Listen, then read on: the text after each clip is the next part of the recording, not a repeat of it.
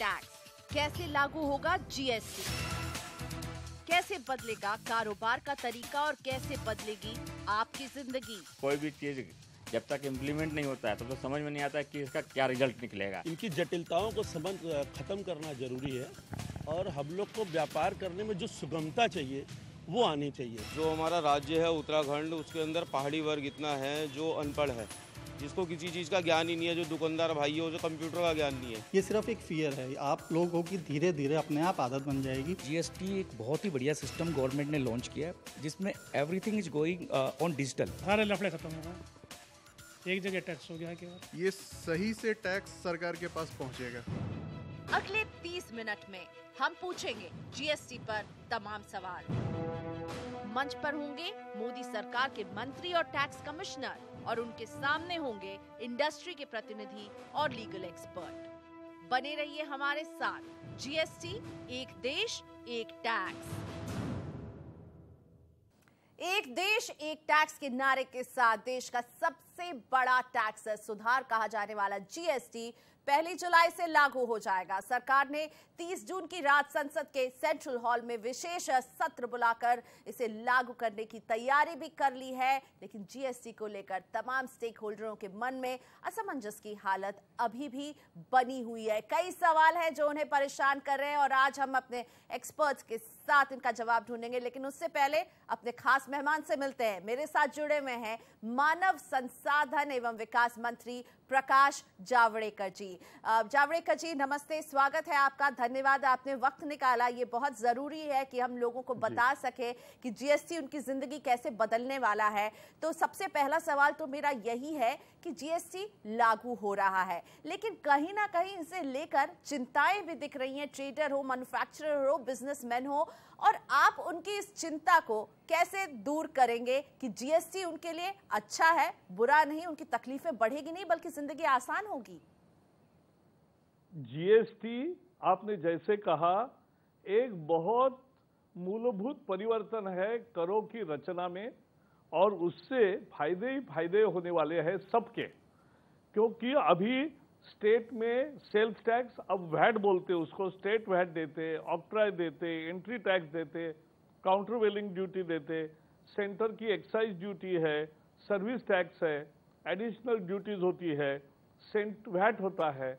तो इतने सारे कर भरते थे व्यापारी, उत्पादक, अब सबको राहत मिलेगी। एक वस्तु एक कर, एक देश एक कर, यानी जीएसटी, और एक दर एक देश एक मार्केट। इससे फायदा सबको है। हमें समझना चाहिए कि ग्राहक को करों का बोझ कम होगा, क्योंकि करों पर कर नहीं लगेंगे, उसके लिए कीमतें कम होगी बहुत सारी वस्तुओं की। व्यापारी के लिए आसानी यह है कि अब पुलिस, सेल्स इंस्पेक्टर आया, ये आया, वो इंस्पेक्टर राज खत्म होगा। ऑनलाइन उसको व्यवहार दिखाना है और बिल्कुल आसान उसका तरीका हो जाएगा। शुरू में 2-3 महीने कोई भी बदलाव होता है तो लगता है कि कैसे जमेगा, सबको जमेगा। और उत्पादकों को भी फायदा है क्योंकि उनको इनपुट क्रेडिट मिलेगा और वो कहीं भी जहां अच्छा उत्पादन हो सकता है वहां उत्पादन करेंगे और पूरे देश में डिस्ट्रीब्यूट करेंगे, ना कि कर कहाँ अच्छे हैं वो देखकर वो उत्पादन नहीं करेंगे। लेकिन मेरा सवाल ये है कि अगर ये इतना अच्छा है जी, अगर ये इतना अच्छा है, आप जिस तरह से हमें समझा रहे हैं, और जो अभी तक समझ में आ रहा है कि अगर एक वस्तु पर पूरे देश में समान टैक्स लगेगा, यूनिफॉर्मिटी तो आएगी, लेकिन क्या समझाने में कमी रह गई है? जो घबराहट नजर आ रही है या नई चीज को लेकर ये घबराहट है? नहीं, मैं बता रहा हूं, घर में भी जब कोई नया बदलाव होता है तो घर में 3 पीढ़ी है तो 3 पीढ़ी की 3 रिएक्शंस रहती है। यंग पीढ़ी जल्दी स्वागत करती है, थोड़ी उम्र ज्यादा है तो थोड़ा लगता है कि कैसे जमेगा। अब इतनी नई टेक्नोलॉजी आई, आप कल्पना कर सकती हो कि 70 करोड़ ग्रामीण लोग हर महीने अपना मोबाइल रिचार्ज कार्ड के 16 डिजिट पिन इन करके वो अपना रिचार्ज करते हैं। तो ये हो गया एक बड़ी क्रांति, ये देश में बहुत आसानी से हो जाती है। Technological adaption rate of India is much better than many countries, और इसलिए मुझे पूरा विश्वास है। आज जो भी आशंकाएं हैं, हम इसीलिए सब जगह जा रहे हैं। आने वाले महीना भर हम यही काम करेंगे, जगह जगह जाएंगे, लोगों को समझाएंगे, एक्सपर्ट्स भी साथ में ले जाएंगे। संवाद की कोई कमी नहीं, क्योंकि हमें छुपाने जैसा कुछ भी नहीं। जी, तो हम एक संवाद प्रकाश जी आप तक पहुंचाना चाहते हैं। 1 जुलाई से आप तक एक संवाद मैं आप तक पहुंचा दूं। एक हमारे दर्शक हैं और व्यापारी हैं और ये अपनी बात आप तक रखना चाहते हैं। सुनते हैं, हरजोत टक्कर की आवाज अब आपको सुनाई देगी और सुनिए इनका सवाल। मेरा सवाल आपके एक्सपर्ट्स के लिए, गवर्नमेंट के लिए ये है कि जीएसटी की एजुकेशन के लिए कि लोगों को उसके प्रति और इन्फॉर्मेशन मिले, उसका डर हटे, उस पर विश्वास भरे, उसके लिए आप क्या कर रहे हैं? कॉन्फिडेंस बिल्डिंग मांग रहा है देश। प्रकाश जी आपसे। I agree. आज मैं आपके यहाँ आया हूँ, या हमारे साथ एक्सपर्ट है गर्ग, ये सब चैनलों में भी जा रहे हैं, रेडियो पर भी जा रहे हैं, समाचार पत्रों से भी रोज बता रहे हैं, और 4000 से ज्यादा सम्मेलन हुए और 40,000 भी लगे तो करेंगे। कहीं नहीं छूटेंगे, हर एक को समझाएंगे, सभी भाषाओं में समझाएंगे, क्योंकि ये अच्छे के लिए बदलाव है। तो आपके प्रश्न का तो मैं स्वागत करता हूं, और गर्ग साहब भी बताएंगे कि क्या क्या प्रयास कर रहे हैं। बिल्कुल, हमारे साथ Yogendra Garg, additional DG national academy of indirect taxes भी जुड़े हुए हैं। मिस्टर गर्ग, सबसे पहला सवाल कि आप लोगों तक पहुंचेंगे कैसे? कारोबारी है, हमारा देश जितना विविध है उतने ही विविध कारोबारी, मैन्युफैक्चरर, ट्रेडर्स, सभी कोई है, और इनके मन में कई सवाल है। इनकी एक शिकायत की हमें कोई आके समझा नहीं रहा, तो आप इन तक कैसे पहुंचेंगे और कब कैसे बताएंगे कि हम आप तक पहुंचने वाले हैं? देखिए, हम राष्ट्रीय अकादमी और सरकार की ओर से बहुत सारे हमने ट्रेनिंग प्रोग्राम चलाए हैं, और बहुत आसान भाषा में हर विषय पर, रजिस्ट्रेशन है, कॉम्पोजिशन है, एग्जेम्पशन है, इनवॉइसिंग है, जितने भी मुद्दे जीएसटी में हैं उन सब पर आसान भाषा में हम पैम्फलेट्स अवेलेबल करा रहे हैं। जो हमारी वेबसाइट्स हैं, जीएसटी काउंसिल की वेबसाइट है, central board of excise and custom की वेबसाइट है, जो राज्य सरकारों के वैट विभागों की वेबसाइट्स हैं, उन पे ये अवेलेबल कराए गए हैं। इसके अलावा सभी अधिकारी हर सब डिवीज़न लेवल पर हमने अवेयरनेस प्रोग्राम्स किए हैं, और ये प्रोग्राम्स अभी अगले महीने तक चलते रहेंगे। इसी के साथ हमने हर कार्यालय में जीएसटी सेवा केंद्र खोले हैं। हर तालुका, जिला और क्षेत्रीय कार्यालय में जीएसटी सेवा केंद्र हैं। कोई भी जो स्टेक होल्डर है वो वहाँ जा सकता है, और जो भी उनके बारे में, जो उनके मन में शंकाएं हैं, उन्हें दूर कर सकता है। और अब दूर करते हैं वीएस कृष्णन जी के मन में जो शंका है। ये टैक्स पॉलिसी एडवाइजर है ईवाई के, और आपसे सवाल पूछना चाहते हैं। सुनते हैं वीएस कृष्णन का सवाल। ये जरूरी है कि एक संस्था बने स्टेट लेवल पे, जो ट्रेड की समस्या है, व्यापार की समस्या है, उस पे वो चर्चा करे, समाधान निकाले। तो वो सेक्रेटेरिएट बनाना बहुत ज़रूरी है। हाँ, सो मेरा सवाल ये है कि ये कब बनेगा ये स्टेट सेक्रेटेरिएट? इसका बनना जरूरी है। मैं ये कहना चाहता हूँ कि 1 जुलाई से आपका टैक्स शुरू होता है। माने क्या शुरू होता है? आपका खरीद और बिक्री, ये ट्रैकिंग शुरू होता है, और इनपुट क्रेडिट मिलना का प्रक्रिया शुरू होती है। लेकिन पहला रिटर्न 10 सितंबर को भरना है। तो एक तरह से 3 महीने का अवधि इस पूरे प्रक्रिया में सीखने का, और एक सिस्टम भी आ रही है, मुझे लगता है जल्दी आएगी। एक यूटिलिटी है कि सभी को निःशुल्क मिलेगी, मुफ्त मिलेगी। तो व्यापारी अपने कंप्यूटर में डाल दिया, तो मुफ्त में उसका रिटर्न ऑटोमेटिक तैयार होगा। केवल ईमेल करके वो भेज सकता है ऑनलाइन, उसको कहीं जाने की जरूरत नहीं जी। तो सारा प्रक्रिया ही आजी होगी। ये 3 महीने लगेंगे। जावड़ेकर जी, एक आखिरी सवाल संक्षिप्त में जवाब चाहूंगी। एसेंशियल कमोडिटीज पर तो 0% टैक्स रहेगा, लेकिन सर्विसेज में टैक्स का बोझ बढ़ने वाला है। तो आप महंगाई को अब कैसे देखने वाले? सबके मन में ये संशय जरूर है कि क्या महंगाई बढ़ जाएगी? नहीं बढ़ेगी। इसलिए नहीं बढ़ेगी कि लोग आज क्या देख रहे हैं कि आज का वैट क्या है, और वैट अब जीएसटी क्या होगा।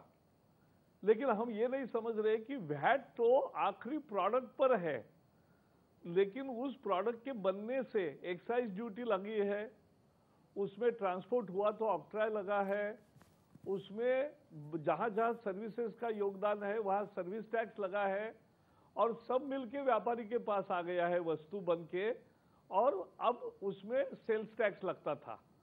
तो अब सेल्स टैक्स से आपको लगेगा कि ज्यादा है जीएसटी, लेकिन बाकी सब पीछे के टैक्स खत्म हुए हैं, तो वो बेनिफिट वहां तक पहुंच रहा है व्यापारी के तहत, और इसलिए करों पर कर नहीं होगा, कैस्केडिंग इफेक्ट नहीं होगा, इसलिए कीमतें कम होगी, और 81% वस्तुओं के कर 18% से कम है। और एक बड़ी बात है, जीवन रोजमर्रा की जो भी चीजें आम आदमी खरीदता है सुबह से रात तक, उस पर लगभग टैक्स नहीं है, तो कोई उसके लिए परेशानी नहीं है, और व्यापारी के लिए भी नहीं होगी। चलिए, धन्यवाद आपका प्रकाश जावड़ेकर जी, आपने वक्त निकाला अपने व्यस्त शेड्यूल से हमारे लिए, शुक्रिया। Yogendra Garg, additional DG national academy of indirect taxes भी जुड़े हुए थे, आपका भी धन्यवाद। तो तैयार हो जाइए 1 जुलाई से नई इनडायरेक्ट टैक्स प्रणाली के लिए, लेकिन इससे जुड़े कुछ सवालों के जवाब हमारे एक्सपर्ट्स जुड़ने वाले इस ब्रेक के बाद, और वो आपके लिए सरल बनाएंगे जीएसटी। आगे इस ब्रेक के बाद।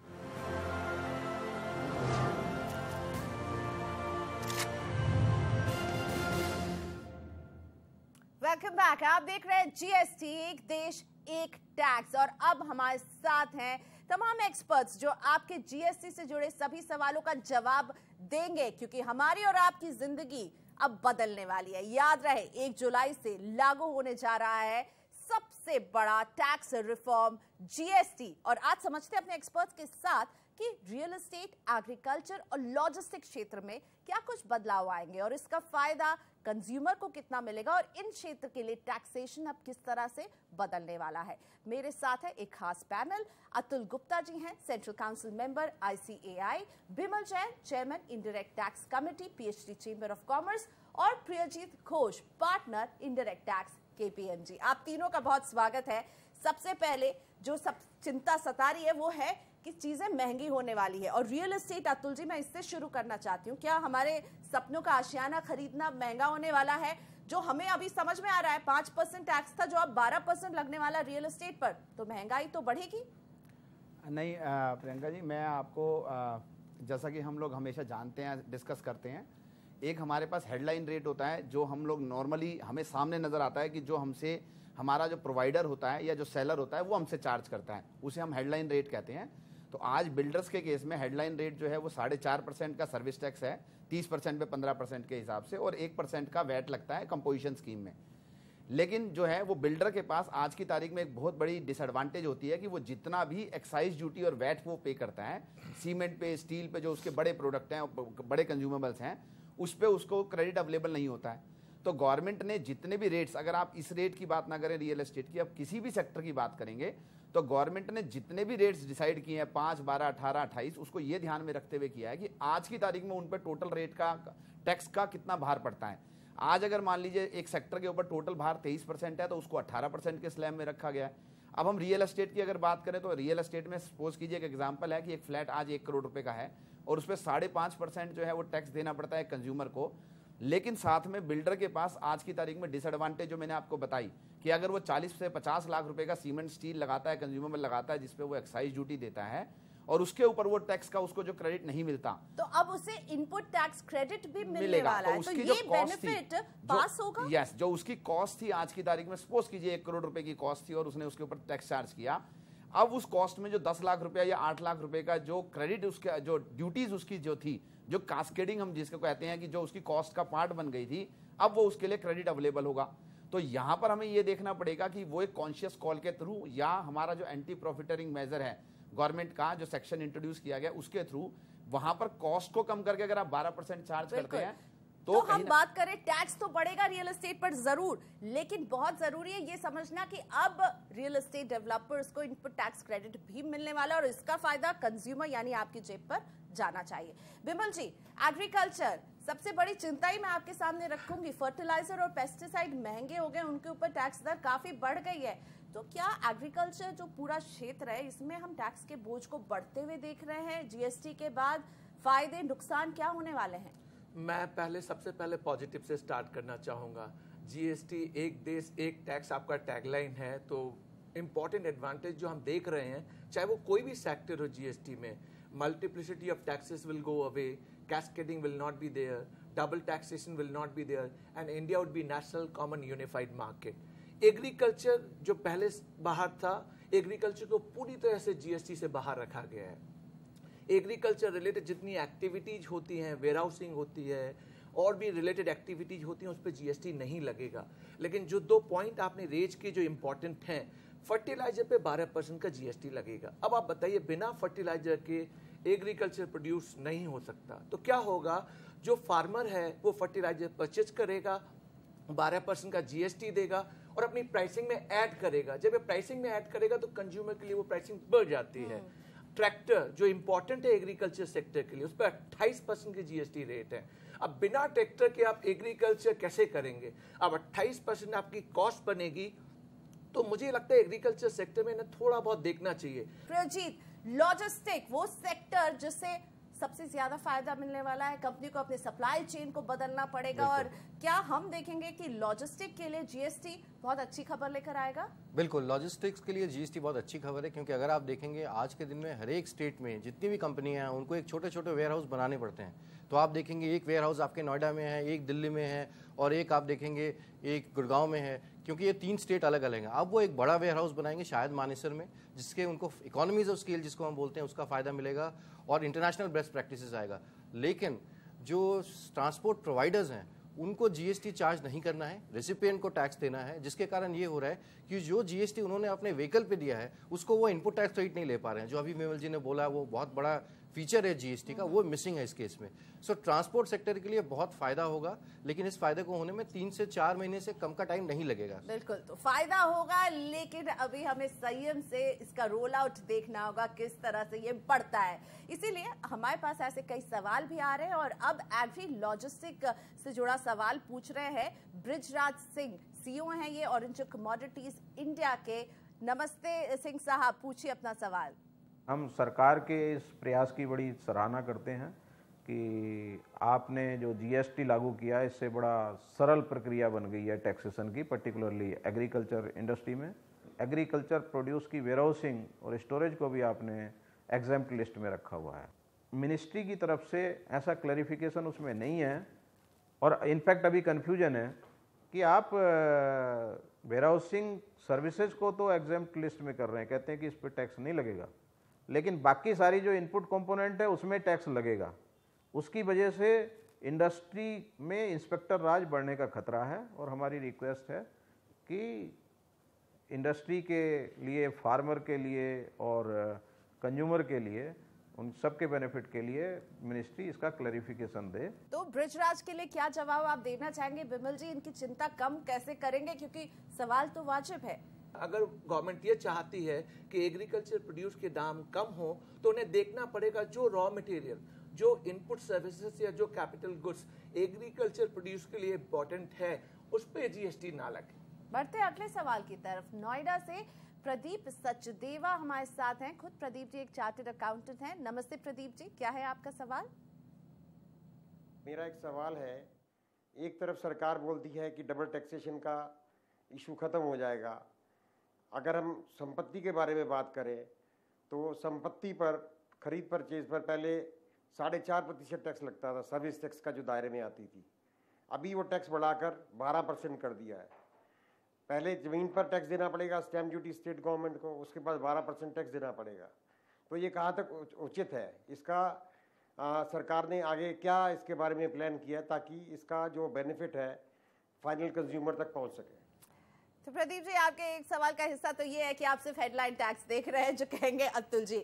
चलिए, हेडलाइन टैक्स देख रहे हैं, लेकिन स्टैम्प ड्यूटी का भी जिक्र किया। सरकार अभी भी स्टैम्प ड्यूटी लेगी तो बोझ बढ़ने वाला ही है रियल एस्टेट में, अभी जो सीधे सीधे कंज्यूमर को बात समझ में आ रही है। अतुल जी, मैं फिर वही बात आपसे कहूँगा जो अभी हम लोगों ने बात की थी कि स्टैम्प ड्यूटी, पहली बात तो क्योंकि वो इनडायरेक्ट टैक्सेस का पार्ट नहीं थी, तो हमारे जो 17 different type of indirect taxes थे, जिनमें से कस्टम को छोड़ के बाकी सभी सबस्यूम करते हैं जीएसटी के अंदर, उसमें स्टैम्प ड्यूटी कभी भी नहीं था। तो स्टैम्प ड्यूटी को हम अलग छोड़ देते हैं। लेकिन उसके अलावा फिर वही बात कहूँगा, इवन आपने एग्रीकल्चर की बात करी, आपने ट्रांसपोर्टेशन की बात करी, ट्रैक्टर्स की बात करी, मैं यही कहूँगा आपसे कि आप अगर आज का टोटल टैक्स का कंपोनेंट देखें, आज अगर आप ट्रैक्टर भी खरीदते हैं, आप रियल एस्टेट की बात कर रहे हैं वो भी खरीदते हैं, तो आज अगर उसके ऊपर टोटल एक्साइज और वैट और एंट्री टैक्स और CST का टोटल करें तो आप ये पाएंगे कि आज की तारीख में भी हम उतने ही टैक्सेस देते हैं, चाहे वो एग्रीकल्चरिस्ट वाला हो या वो रियल एस्टेट वाला हो। सिर्फ और सिर्फ बात यह है कि वो क्रेडिट को पास ऑन करे, वो अपने MRP में से ITC इनपुट टैक्स क्रेडिट मिलने वाला है सेक्टर में, कई लोगों को इसका फायदा मिलेगा आगे जाकर। अगला सवाल ईमेल से आया, समय कम है इसलिए जल्दी से इसे शामिल कर लेते हैं। मुंबई से पुनीत जी का है, ये जानना चाहते हैं कि GST की वजह से रेजिडेंशियल प्रॉपर्टी की कीमतों में क्या गिरावट आएगी। प्रियजीत, क्या हम देखेंगे कि रियल एस्टेट में गिरावट आएगी कीमतों में? तो जैसे अभी अतुल जी ने बताया, ये लॉन्ग रन में जो है ये इनपुट टैक्स रेट के कारण ओवरऑल टैक्स कॉस्ट जो है वो बहुत कम होगा और जिसके कारण गिरावट आएगी। लेकिन हमें थोड़ी वेट करने की ज़रूरत है क्योंकि ये नया टैक्स है, समझने में थोड़ा टाइम लगेगा और 1 साल है इनपुट टैक्स क्रेडिट लेने के लिए पुराने आइटम्स पे भी, तो थोड़ा टाइम लगेगा इसको आने में।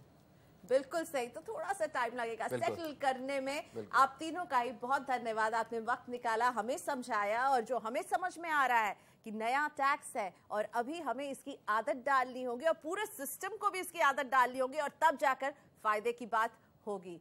तो हमें दीजिए इजाजत, हम फिर हाजिर रहेंगे एक नए सेक्टर के साथ। आपके तमाम सवालों का जवाब देंगे हमारे एक्सपर्ट्स। आज के लिए इतना ही, नमस्कार।